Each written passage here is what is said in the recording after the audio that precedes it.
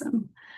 So, welcome everyone to the June meeting in 2025 for the Urban Ecology Collaborative. My name is Amara Chittenden. I am the program manager for the Boston Tree Alliance for Mass Audubon. I work in Mattapan in Boston in Massachusetts. So the Urban Ecology Collaborative is a group of groups focused in the New England and Mid-Atlantic region. And we meet virtually on the third Wednesday of each month to talk about urban forestry and other related topics. We have a really cool Google Groups forum where folks share out about different resources, research, and job opportunities. And we also post our meeting recordings to our YouTube channel, the Urban Ecology Collaborative. So it's really great to see everyone. Thanks for being here. First, I just want to take a moment and ask if anybody has any community announcements, any special announcements or community announcements. Feel free to just raise your hand or unmute, or you can drop them in the chat either way. But I'll just give a second. If anyone has anything they want to throw out there, feel free to do so now.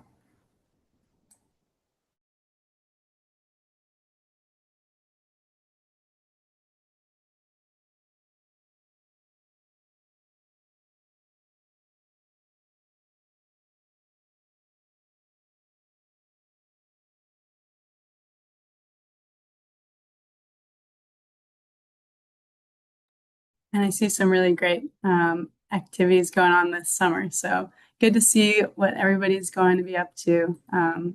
But if there's no announcements, then we'll just go ahead and get moving with the presentations. So we've got not one, but two amazing speakers today who just happen to work closely with one another as well, which is so awesome. So our first speaker today is going to be Jehane Samaha.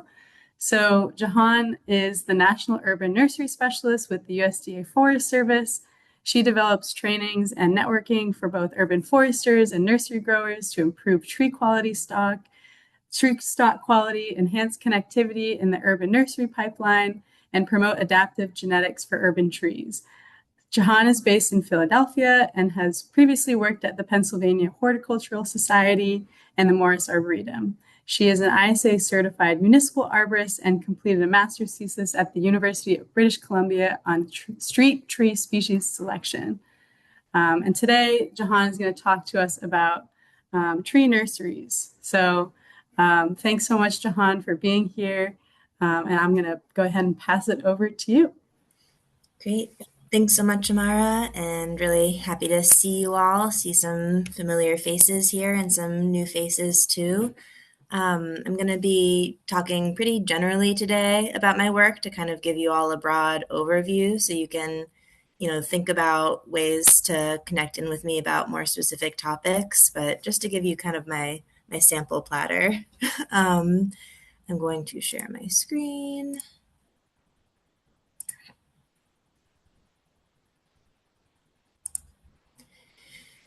Great. So yeah, as Amara mentioned, I work with the RINGER team, which is Reforestation, Nurseries, and Genetic Resources. And really my position, I feel like on a day-to-day basis, boils down to a lot of developing workshops and trainings, and also a bunch of networking, connecting people. And I love being in this spot kind of on the RINGER team and being the first person on that team to focus on urban programs to really bring nursery growers and urban foresters together for conversations and also be sharing technical information with both of those audiences. So today I'm going to talk generally about what is RINGER, what can we offer you all, and who's on the team who you can reach out to for more resources. And then I'm just going to go through kind of like a few of the biggest topics and opportunities that have been coming up in my work so far. I'm fairly new in this position, just a year and a half in. And it's pretty interesting how clear it's been where the needs are in these different topics. Yeah, so RINGER, as I mentioned, Reforestation, Nurseries, and Genetic Resources. We have so many acronyms, so I'm just going to hit you over the head with that 3 times. But it's this innovative team working across the Forest Service. So both, if you think of the Forest Service, some people just think like park ranger, and then that would be the National Forest System. And we do have people in that office, and we also have people working with state and tribal and private entities. And then, so kind of like across all these sectors of the country in the Forest Service in different regions. And this team is providing a lot of just scientific communication, resources, and then facilitating meetings and networking and developing a lot of like guides and resources. And the reason why we're here is because actual like good quality tree production requires a lot of skill and knowledge, and nursery growers oftentimes need significant support just to parse through all the research that's being developed on this. But we provide information on all sorts of physiology of plants, genetics, soil quality, just different growing techniques and pest management, customer relations, and more of the business side as well. And this technical assistance can come through different manuals and guidebooks. And also, we love getting out there for on site visits when possible. And we're very available by email and phone. So, just some of the publications that this team has produced over the years. You might recognize that light blue one, the Woody Plant Seed Manual. It's like a really chunky book that is like the most intense paperweight you can imagine. All of these guides are available as PDFs for free online on the Ringer website. And we also ship these to you for free. We have a little bit of a backlog with the shipping right now, but go ahead and put your request in there. There's a form on our website, and you can get these incredible books. And I also wanted to highlight just the two on the right-hand side of the slide are very Eastern relevant and urban relevant for this audience. So we have the brand new seed transfer guidelines for the Eastern United States. Essentially, when you're trying to transfer, the seeds of an oak from maybe a more southern area to a more northern area, to be thinking about, how those trees will survive in the future. This guide really gives guidelines for how far you can move seeds and still expect good performance. And then the nursery planning chapter of the Container Tree Nursery Manual has been super helpful for municipalities who are thinking about starting a new nursery area. And just generally that entire Container Tree Nursery Manual, since so many urban growers are shifting towards containers, that's been really popular lately. The team hosts a bunch of annual meetings and workshops. So coming up in July is the joint meeting of the Northeastern and Southern Forest and Conservation Nursery Association. So it alternates. One year it'll be in the Northeast or northern part of the country, and then last year it was in the South. So this year it'll be in Prairie du Chien, Wisconsin in July, and we welcome people to register for that meeting. Was I just on the wrong side? Oh, no, there is the little text. Okay, yeah. And we have so many different workshop offerings, and a lot of these we try to record as webinars online too. So I've been mentioning our website. It's really easy to access, rngr.net, and we have just massive numbers of publications and links and directories and calendar. So I really recommend bookmarking that and exploring it at your leisure. And if you ever can't find anything on there, because it is really a bit of an unwieldy website with how much is on there, feel free to email me and I can help you find what you're looking for.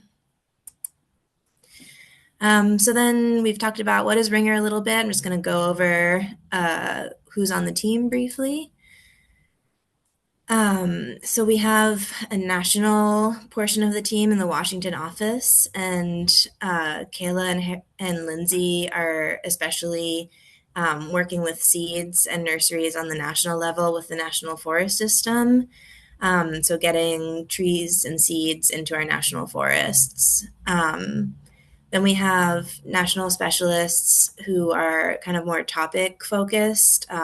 Jeremy works with tribes across the country. Paul is our new national nursery pest specialist. I'm an urban. Vic is the director of the National Seed Lab, where you can send seed samples for germination testing and all sorts of other services. And then I just also wanted to highlight Carrie. Oh, I also have little glowy boxes. So Carrie is our Eastern Regeneration Specialist. So she's currently based in Vermont. She just moved. And she is a geneticist. So if you're thinking about a seed orchard or you're thinking about trialing different tree species, she's really the person with the mind for genetics to help you out with that. And we have a few open positions right now, unfortunately, because, or vacant positions, I should say, because of folks leaving the Western area and tropical area. But all in all, the team is like really strong and we have a lot of communication between us. So if you have a question I can't answer, there's a lot of people to forward that to. Yeah, so I'm going to speak a little bit about a few of these themes and hot topics that have been coming up, some opportunities in this space. And the first one really is contract growing. It's been like on everybody's mind for a while, and it's a tough thing to actually achieve. So essentially, contract growing is when a nursery grower and a tree buyer work together to set up a contract that can be somewhat short term or it can be quite long term. And I think especially the use of it in the long term sense helps people plan for multiple years in advance and helps growers mitigate some risk. And when their business is less risky, they can maybe grow you some more interesting species that you're like wanting to add to your urban forest. And so this is a tough thing to do. We have a bunch of resources that we're developing about it. You can scan this QR code to watch a webinar from earlier in the summer with several speakers. And one new idea to help people out on this is Andrew Kozer and I are talking about a training series, multi-week, to help managers really set up their contract growing arrangements and having mini assignments where you're really like digging into different aspects of that process. Maybe having guest speakers like the lawyer from a city or a city budgeter, some of those people who are going to be coming at you with opinions about this. So really understanding the language of how to talk with them. But zooming back out, I love helping people with tree procurement questions. And I know a lot of you probably already have this down, but I just wanted to go through some of the steps of procuring trees, from looking at their nursery catalog online or in hard copy. I really like to take time with that nursery list and do my own categorization of like how I think about all of those trees that are available. What size are they? What's their growth form? What benefits do they provide? What disservices? Are there any of them that I'm just drawing a big red mark through that are not going to work for a certain planting? And then using a lot of different resources to help flesh out that information. I especially love the Durr Book of Trees, Florida fact sheets, and resources from Cornell. But then using also information that's specific to your city, like what percentage of all these trees are already planted in your city, maybe which do you want to plant more or less of, and thinking about, again, that like red mark, if something's invasive in your area, marking it as a do not plant.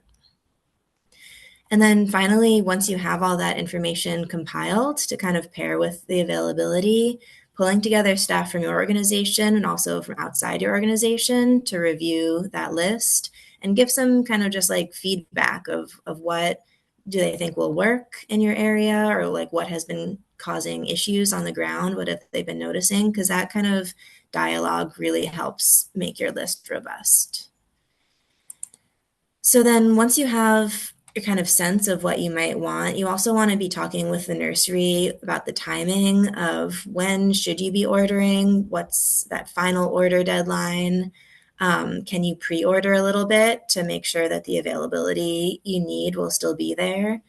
And if you need to cancel any, what's the deadline for that? And then how does delivery work?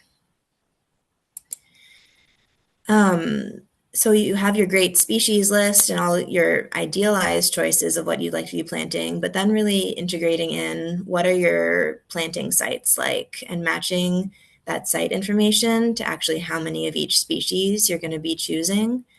And I think taking the totals of what you're ordering and really stepping back is important to think, okay, first of all, are you within budget? Second of all, what kind of size class ratios are you planting? And sometimes, you can't really alter this. Maybe all of your sites are underwire plantings, but to make sure that you're paying attention to those mature tree sizes and thinking about the shade and everything that you're providing there. And then do your species ratios meet the goals of no more than 5% of a specific genus, no more than 10% of a species, and no more than 15%? Oh, sorry, I'm doing that wrong. The other way around. No more than 5% of a specific species, no more than 10% of a genus, and no more than 15% of a family. And then also in your order, plan some wiggle room for uncertainty. You might want to order a couple of extras, and you might want to have a holding yard and also extra homes available for any trees that end up being extra at the end of your planting. Next, you are going to be really thinking about what are the individual trees you're ordering and having clear quality standards. So in the contract growing process, you can build in really clear specifications, but you can also be doing that informally with nurseries. It doesn't have to be all written out, but I do recommend, just for the best communication, to have things written out. Going to the nursery and tagging trees is wonderful, and can really give you a sense of the quality of those trees and open up good conversations. Having certified arborist inspectors on site to look at the trees when they're delivered and make any calls at that point about if any should be rejected. Keeping mortality and establishment data once they're in the ground. And then all of that information about the tree quality shouldn't just sit in your files, but should be communicated back to the nursery. And I also want to say, nursery growers are humans and they're excited about their trees being out in the world. And if we only communicate back to them about when there's a problem or an issue, that can be like really depressing for a human who's like doing work they care about. So also make an effort to share with them things about what went well with the trees that you got from them. It's just great for everybody involved. Next, I want to talk a little bit about just partnerships generally, because there are so many players in this pipeline of getting a tree from the seed to its planting site. And then also really in developing what species and what cultivars are available in the market. And with more in-depth partnerships, I think we can, especially like working with a botanic garden or with a university, we can be doing like more in-depth testing and trialing of the trees that are going out into the landscape. And this just only benefits all of us. And I especially wanted to highlight a recent project that wrapped up, the Chesapeake Bay Tree Supply Project. So throughout the Chesapeake Bay watershed, which, goes from Mid-Atlantic and Virginia up through New York State, this was a project led by researchers including Deb Hilbert and Andrew Kozer, and it was all about getting together practitioners to talk in focus groups about how do we create a sustainable supply of these high quality and diverse trees, specifically for the urban areas in this watershed. So the link is there at the bottom of the slide, but just if you have already finished watching all the UEC recordings on their YouTube channel, check out the Urban Tree Supply Virtual Forum on YouTube, because there's an incredible set of recordings from great people in the Chesapeake Bay watershed and beyond about that topic. And yeah, so next I wanted to talk about essentially I'm trying to pull together case studies of these different kind of innovative partnerships, and I'm especially interested to know if any of you or anybody you've heard of is working on collective tree purchasing, where people are banding together as multiple organizations or maybe even as multiple cities to put in a larger group order to help shift the market in different ways. So if you know of any groups kind of collaborating to work on that, I would love to hear those stories. And also interested in the idea of like at the state level, coordinating the procurement of trees. So instead of states giving funding to multiple organizations to get their own trees, what happens when the states are doing a big contract grow and are able to just send directly the trees to the people the organizations who are planting them? So we've talked a little bit about partnerships. Now we're going to talk about state nurseries. And this is a big audience that the Ringer team has classically served. But one question that I've had for state nurseries in the urban context is so essentially state nurseries, most of them are growing for reforestation purposes, projects that usually are using much smaller stock, sometimes tiny little bare root babies.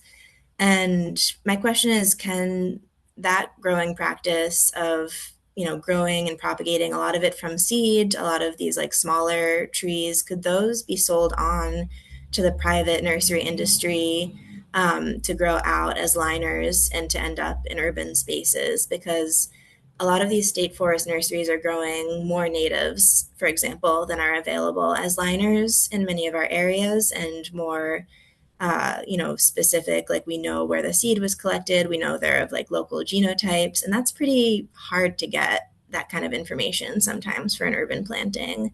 So like, is that possible to bring these tiny baby trees in as liners without competing with the private nursery industry? Because I know that has been a sticking point. The private nursery industry doesn't want state-funded nurseries to compete. And here, just to zoom out, is a map of where state nurseries have been and are in the country. This is a little out of date. There are a few dots that have changed now. At one time, nearly every state had at least one nursery, and now the number is much smaller. And then also briefly, the Forest Service has 6 of its own nurseries and 2 seed extractories. So our team provides a lot of help to those. But these are, again, very rarely are those baby trees going to urban areas. They're mostly for like large reforestation projects. So my role really has been intersecting a lot with the private nursery industry, but also the nonprofit nurseries. And I just wanted to highlight briefly a project that is new that Megan, the next presenter, and I have been working on along with Max and Jake, a new nonprofit nursery network. We have monthly meetings. We've got really cool topics. So sign up about that. And then also, Megan, I'm so excited to hear her presentation coming up next about starting a new municipal nursery. And I also love talking with folks about that. So if there are questions about how to start a new nursery, the Ringer team has a great manual chapter about this. And also, I love just like reviewing people's plans. This is a draft diagram from the city of South Bend this past year, and we had a great conversation. And then finally, just kind of talking generally about communication across the nursery pipeline, communicating with growers, giving good feedback to those nurseries, talking about what plants you're trying to target, getting people actually out to visit the nurseries, staff maybe at all levels of your organization to help build those relationships. Through tree tagging and just talking to people at the actual nursery. And then also in terms of communication, I'm hoping to fill the role of, as proactively as possible, sharing about any funding that will affect nurseries. So stay tuned. If I ever hear of anything, I'm going to work on that. And I'm going to touch on the directory too. So just briefly, the target plant concept is going past right tree, right place. It's also talking about the right time and the right reasons, and really understanding like what is the tree stock that will work for a project. So first, we're thinking about that nursery and client partnership. We're thinking about the outplanting site, and we're thinking about tree quality. and asking ourselves a lot of different questions about what is the right stock type, what are our site conditions, what are different limiting factors, when do we want to be planting. And once we define kind of like what that target plant is and we ask the nursery to grow it, um, we plant them out, we see how they survive. And I think really for me, like the key loop is that circle back around to bring the information back to the nursery and back to the drawing board about how those plants did so that then we can adjust the target plant as needed. So I love talking with people about like really what to do when you're at a nursery and how to tag trees.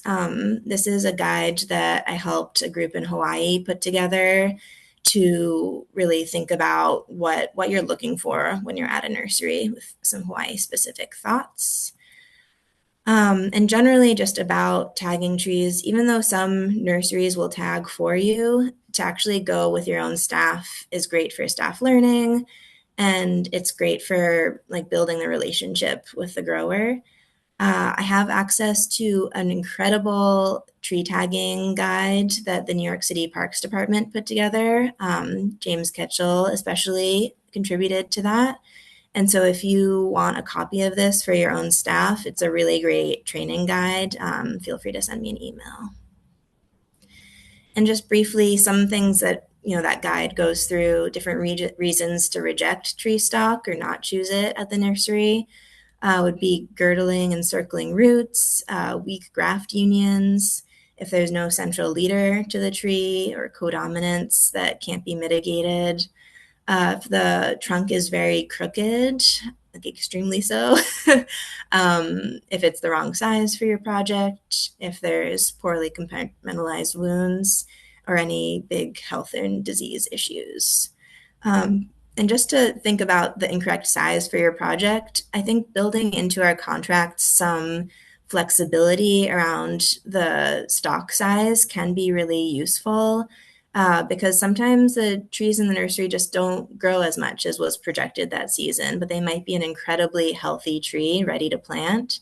So if it's, an inch and a quarter instead of an inch and a half, building in that flexibility to still be able to accept that tree that's a little smaller sometimes can be very beneficial. And especially because we see smaller trees sometimes establishing faster and then outperforming larger trees when they're planted in the landscape. How do we even find the nurseries that we want to have relationships with? Well, I think going to nursery trade shows is a great way to kind of understand the field in your area and beyond and who is available to sell to you. Asking other organizations in your region, who are they buying from, and kind of like bringing a spirit of collaboration to that rather than competition, even though I know sometimes we are competing with each other for the availability in our region.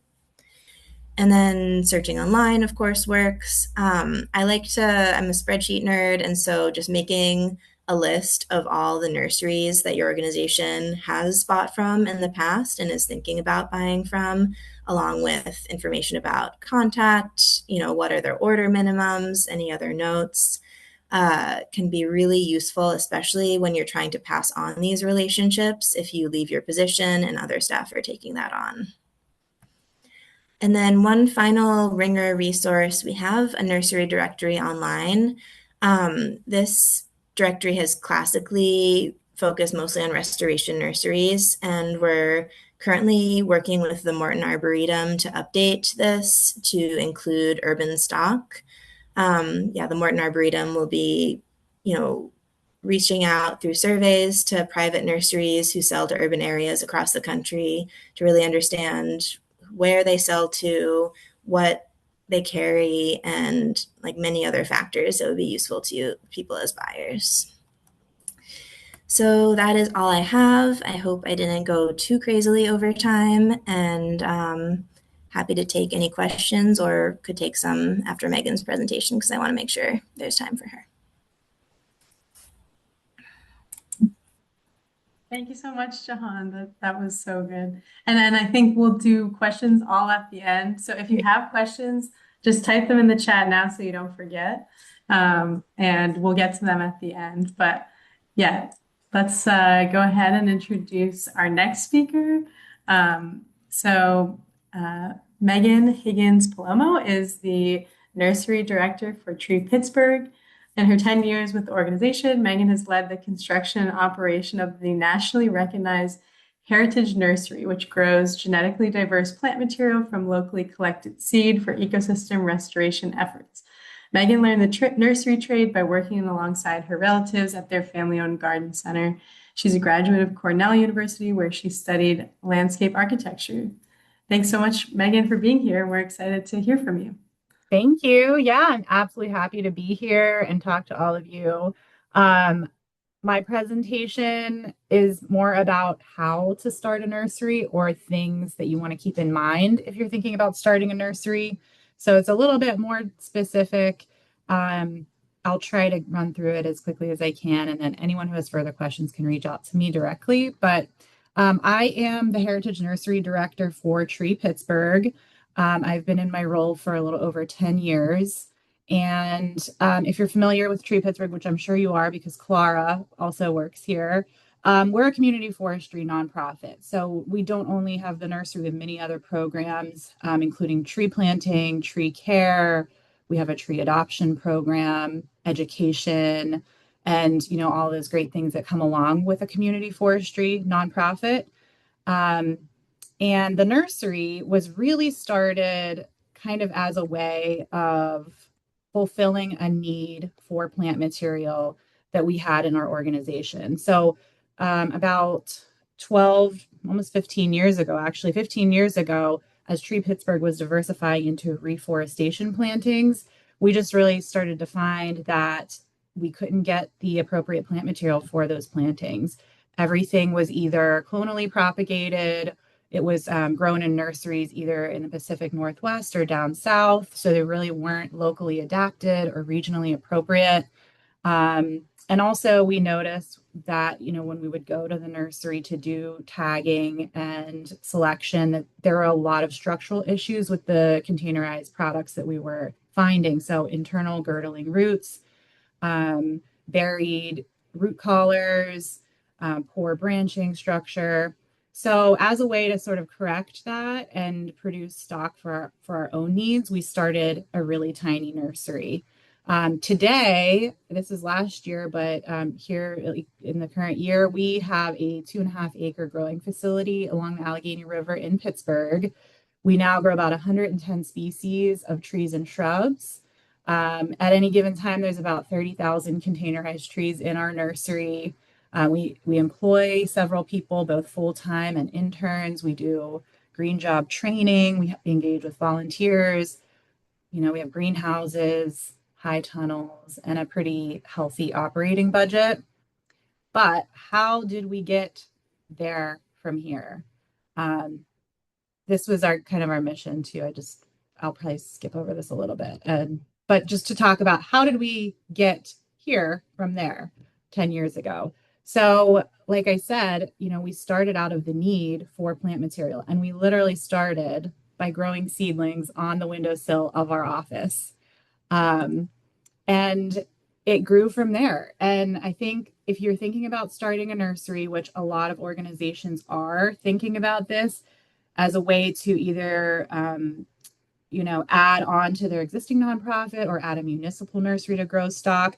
These are some of the questions you want to think about before you get started. So really, why are we starting a nursery? Is it because our stock's not available that we need? Is it because we don't have the species we're looking for? A lot of times conventional nurseries, they don't grow some of the more obscure native species or species that have a taproot that are challenging to grow from seed. Is it because you need revenue generation for your organization? And will growing plants contribute to your organization, or is it going to take away resources from what you're already doing? And then talking about partnerships. So Jehane spoke about let's have communication among the nurseries and our neighborhoods, our cities, our nonprofits. Do you really need to start a nursery, or is there a nursery that exists that might be willing to partner with you? And then once you answer those questions, my biggest recommendation to people is to start small. So once we kind of answered yes, yes, yes, we do want to do this, we started pretty small. So you can see it shifted to the back patio of our office, just growing some seed trays to test it out. And then we received a $5,000 Sprout Fund grant to build out this little nursery. And it was just a quarter-acre vacant lot here in Pittsburgh that we, with the help of volunteers, we cleared a lot of the trash and stuff that was there. And then we had a part-time assistant who was just, propagating these seedlings as we were able to collect the seed. So we started really small, and I think that's a really great way to do it, focusing on a handful of species that you're interested in, and then just see, do we like growing plants? Do we have the resources to grow plants? And is it something we still want to do? If the answer is yes, which it was for us, as you can see, our nursery very quickly filled up with tons of trees, more than we could manage. Then you can think about how to expand the program. And that's when I was brought on to the organization in 2014. A feasibility study and a business plan were done. And it wasn't super expensive. We did the feasibility study and business plan through a local university that does pro bono business planning for us. So partnered with Carnegie Mellon University. They put together a business plan and feasibility study that we were able to take to a funder. Pittsburgh has a lot of great nonprofit, foundation funding that we were able to utilize to give us startup funding to build out our nursery. So those are two things, both a feasibility study that will assess the organization's resources and the land you're looking at, and a business plan on how you would fund the nursery, run it for several years, and what exactly your mission would be. So once you have those in place, site assessment is a very important factor to building out your nursery. So you want to look at your site, you want to assess all the challenges that you have, and the biggest things you're looking for are, do you have water hookups? Water is the number one thing that you need to run a nursery. So do you have a city water hookup? If not, are you adjacent to a river, a lake, a well? For us, we were adjacent to the Allegheny River, which seemed like a great asset, and we were very excited about that with the land that we had. However, there's a 60-foot embankment that we need to get that water up the hill to water our plants. So that became a really big challenge because our site was a former steel mill. All the utilities had been disconnected when the site was cleaned up. And so we didn't have electricity, we didn't have gas, and we didn't have water. So, in the beginning, that was a real challenge for us. And it was something that the people who came before me didn't really think about, was how will we get this water up this hill? So eventually we were able to use solar power and generators to do that. And now that we have our office building down at our site, we just tie into the grid. But thinking about things like that, drainage is another important thing for nurseries. Where is the water going to go?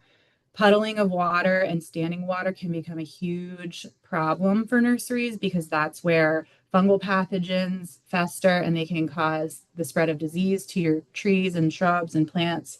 So thinking about how your water is going to drain, sun exposure, any other security is another important thing, especially for urban nurseries. How will you contain your nursery and make it safe? And ensure your products are not going to disappear, and also keeping critters out. How will you keep the deer out of your site and so forth? So site layout, very important. And then once you're starting to build out your nursery, my biggest advice to folks is start small, but plan for big. So install your infrastructure for the size that you envision yourself to be in 10 years or more. Looking back, I really wish that we would have put in a bigger main line for our irrigation system. We did a 2.5-inch main line, and now I really wish we would have done a 4-inch main line.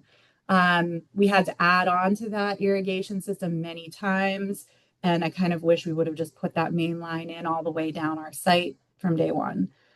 right sizing your pumps, right sizing your irrigation, right sizing your fencing. Those are all investments that you're making in the future build out of your facility and will make growth so much easier. So, kind of investing in a site plan that guides you as you grow. We all know that nonprofits and municipalities have limited resources as funding comes in. So, to be able to utilize grants in small chunks to build out your nursery is something you do need to think about.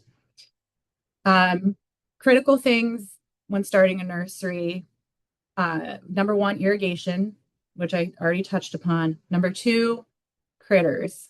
How are you going to protect your trees and shrubs and plants, if you're growing perennials, from rabbits, deer, mice, insects, everything wants to eat your plants. So how will you protect your inventory from getting eaten? We learned this many, many times where, we build a deer fence, but the rabbits chewed through it and, took out a lot of our trees. Or we had a tree fall on our fence. We didn't correct it quick enough and a deer got it and so ate a lot of our plant material. So things like that, you're thinking about how are we going to protect our plants? And then if you are in a climate that has cold temperatures, you also have to think about overwintering. So how will you overwinter your stock is another really important consideration. There's a picture down here at the bottom middle of my slide that shows wood chips on our plant material. That is how we overwintered things in the beginning for many years. We get free wood chips from the city of Pittsburgh, so it was a very easy resource for us to acquire. And we just heal in all of our trees for the winter and left them outside. Over time, we were able to build hoop houses or high tunnels, and there is generally USDA funding to do that through EQIP. It's the NRCS EQIP program that does provide funding for high tunnels. So we use that funding through several iterations to build out what we now have 8 hoop houses and exclusively overwinter in those structures with white plastic on them, which is much less labor intensive and has a higher success rate for overwintering. So just coming up with a plan for how you will do that. Some nurseries shift all their plant material out before winter, and that's their model. And then they start over again in the spring, so that you can consider that as well.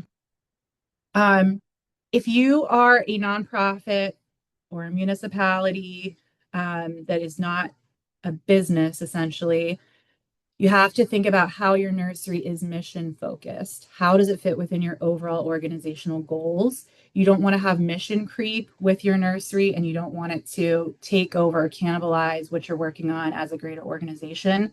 So you want to be laser focused about what you're growing, how you're growing it, and how you're engaging with your broader mission. So for us, we focus solely on locally collected seed and seed grown stock that is used for reforestation projects. So all our plant material is grown from seed that we collect in our ecoregion. And then those plants, the majority of those plants are outplanted as part of reforestation projects. And we're able to do that because there's no conventional nursery in our region that is selling this type of plant material. Everything, like I mentioned, is clonally propagated ornamentals. So this is a very niche thing that we're able to say, like this is a very specific, unique thing that our organization is doing. As Jehane said, you can get pushback from the for-profit sector, understandably. I mean, nurseries are usually a very resourceful and like tight operation in that they don't like competition. It's a tough business to run, and any kind of competition that crops up that they kind of see as unfair, you're going to hear about. So keep it very mission focused. We also are wholesale only. So except for a couple of pop-up fundraisers that we do, we are only wholesale. So you have to have an order of 10 plants or more. You generally have to be another nonprofit or a landscaper to purchase trees from us. And then we also do like a lot of engagement, education, workforce training type programming that is within our overall mission.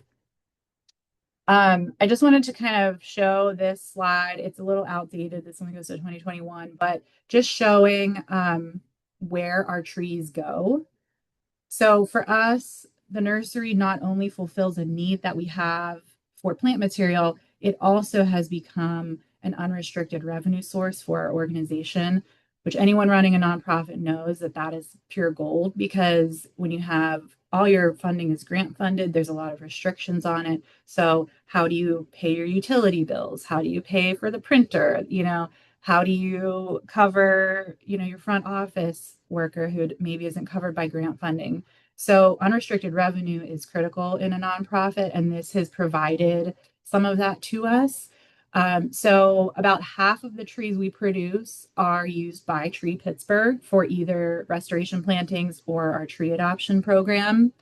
And the other, so about 80% of the remaining stock is sold wholesale to our partners and other landscapers, installers. And then only about 5% of our trees go out as retail, which is usually a couple times a year. We'll do fundraisers like pop-up sales as a fundraiser to sell to the public. We do have a lot of interest from the public for our plant material. So we provide that retail, a couple retail sales for people to be able to get these natives in their yards.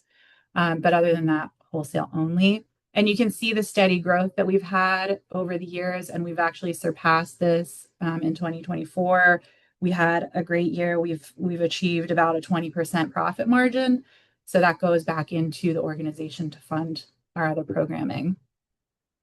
Lessons learned as we're going into our 15th year of operating a nursery. It's very important to invest in your staff. Your staff are the lifeblood of what you're doing. And if they aren't happy, you're not going to see results. So spending the resources on training your staff, making sure that they feel like they are being paid fairly, competitive wages, involve the nursery team in your planning and your goal setting, and avoid burnout. Burnout is like a very real thing in the nursery industry. As you know, we're very seasonal, spring and fall in this region, very stressful. So providing benefits it really goes a long way. And then be prepared. So supply chain issues. We saw this in 2020 during the pandemic. We couldn't get soil, we couldn't get containers for our trees, couldn't get pots, couldn't get fertilizer. So ordering your materials in advance was something that we really learned. And then make a plan for everything that you do and write everything down and keep good records so that you can learn and improve year after year. And then if you've created a business plan, follow that business plan. You don't have to stick to every single detail, but use it as a guide and try and stay mission focused. So just continuing on these lessons learned, really focus on quality. I think that was a lesson that we learned along the way. About halfway through my time at Tree Pittsburgh, we experienced this big influx of funding and very rapid growth of our nursery.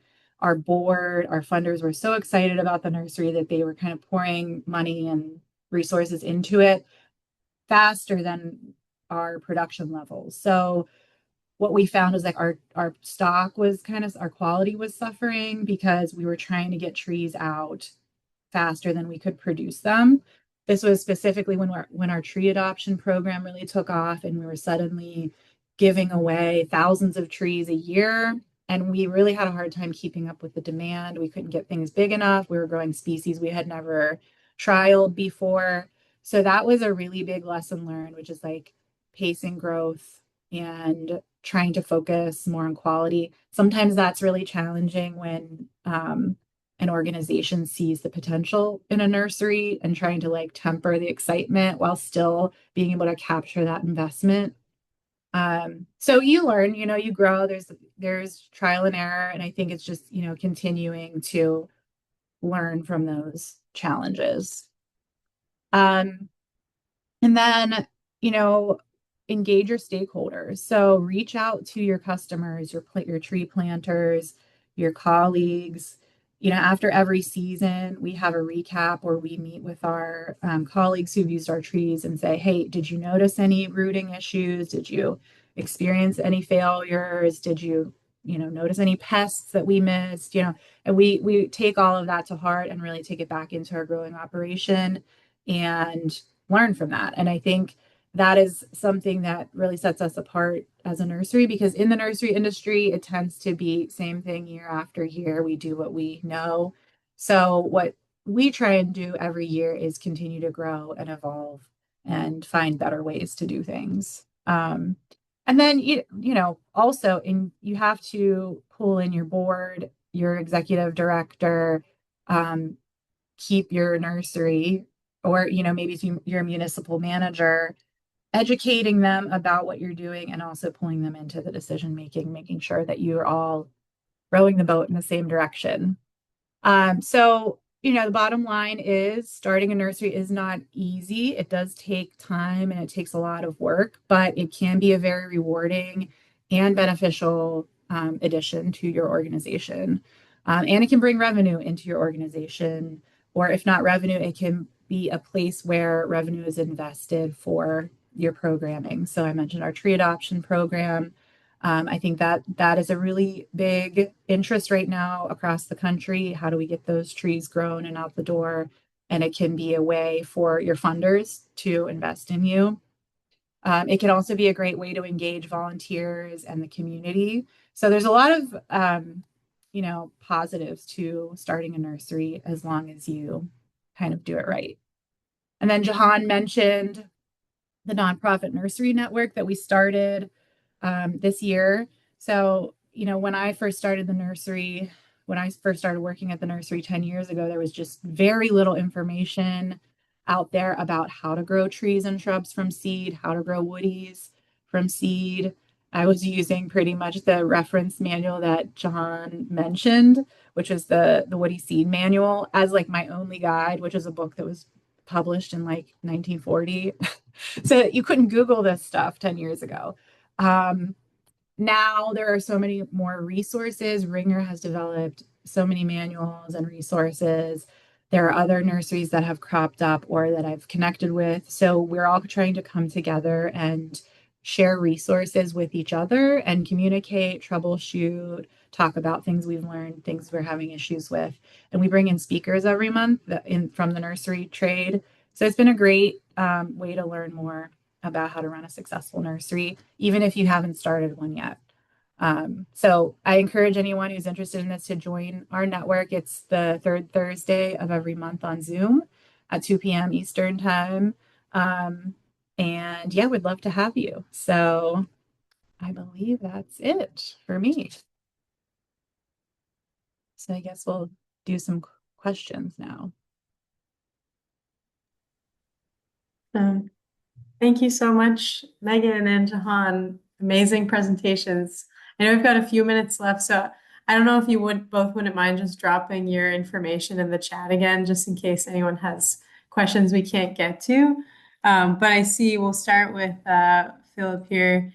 How long does it take to grow a tree suitable for streets or parks? And two, does the nursery have a tree purchase agreement and coordinate with the city of Pittsburgh and other local governments? Yeah, so we only grow containerized trees because number one, we're on a brown field, so we can't grow in the ground. And two, we don't have the resources to invest in the equipment that it would take to grow balled and burlap trees, or 10-gallon sizes and up. But we have started staging those trees in our nursery. So we'll purchase all of our B&B trees in the spring, and we have now like a holding facility where we care for them until they're planted. So that's the closest we've gotten to that big stuff. But it does take 10 years to grow a balled and burlap tree.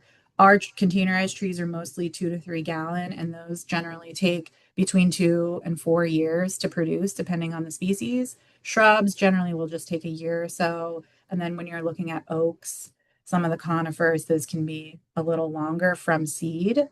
If you're starting from bare root seedlings, it's a much faster turnaround. So it can be as short as 1 season.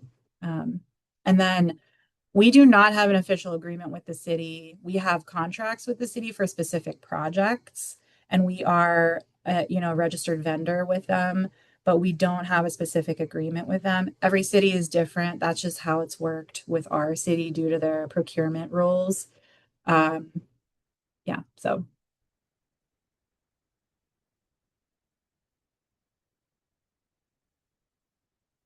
Any other questions?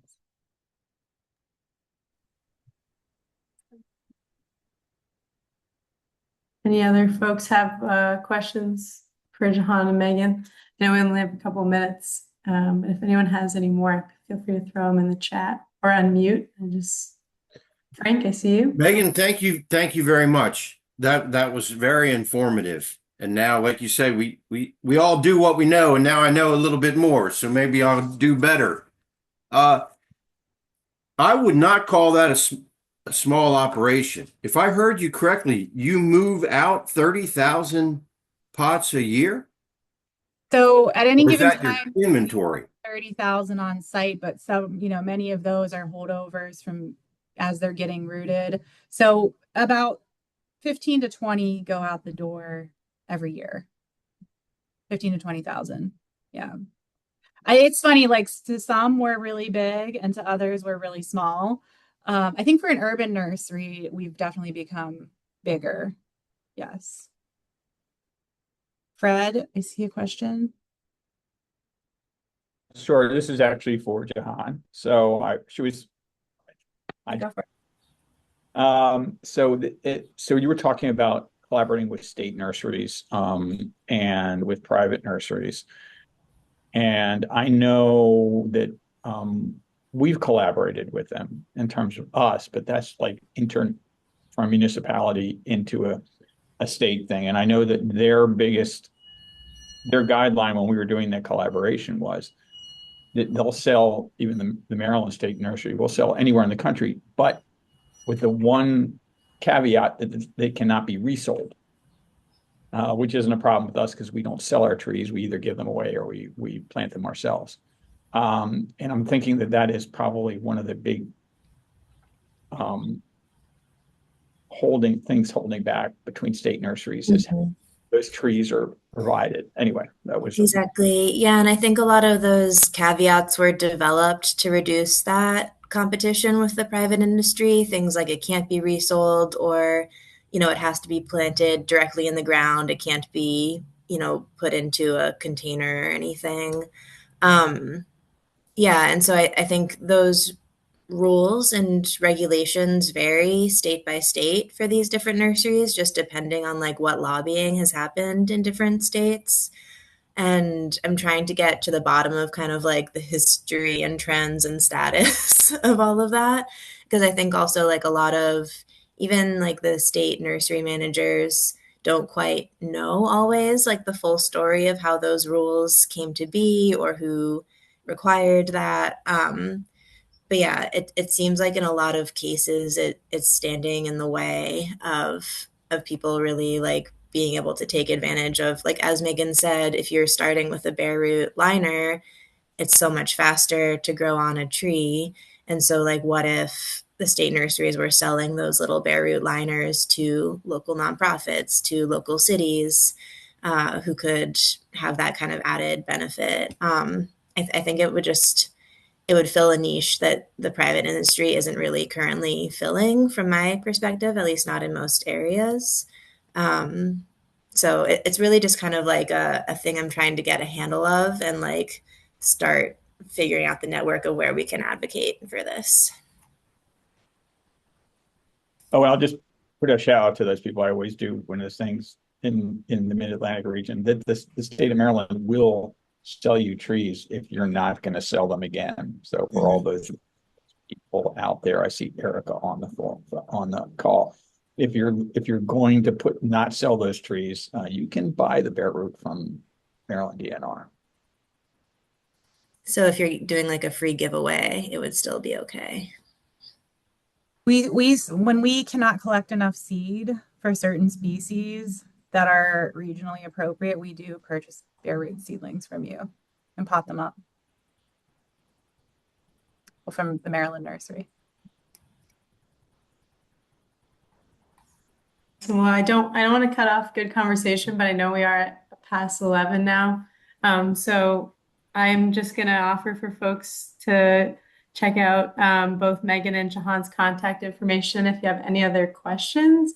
And we'll see you all next month. Thank you both so much for coming and speaking today. We really appreciate hearing so much from you. And thanks everyone for being here. And I hope you have a great rest of your June. We'll see you all soon. Thanks, Thank you. everybody.